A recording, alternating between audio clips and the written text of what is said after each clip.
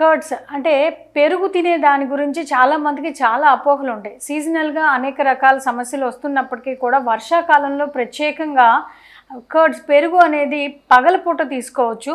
రాత్రిపూట పెరుగు అనేది కొంచెం అవాయిడ్ చేయటం మంచిది.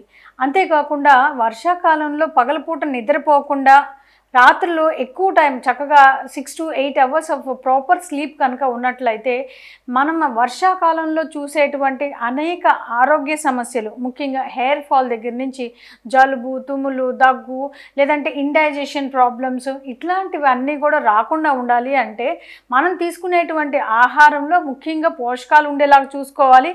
పెరుగు ప్రత్యేకంగా గురుగుణం కలిగి ఉంటుంది. సహజంగా పిత్తదోషం అనేది రైనీ సీజన్లో కొంచెం బాగా తక్కువగా ఉంటుంది కాబట్టి మనం తీసుకునే ఆహారం తేలిగ్గా జీర్ణం అయ్యేటువంటి ఆహారం తీసుకుంటే మనకి త్వరగా జీర్ణం అవుతుంది. అందులో ఉండేటువంటి పోషకాలు కూడా త్వరగా శరీరం గ్రహించుకోగలుగుతుంది.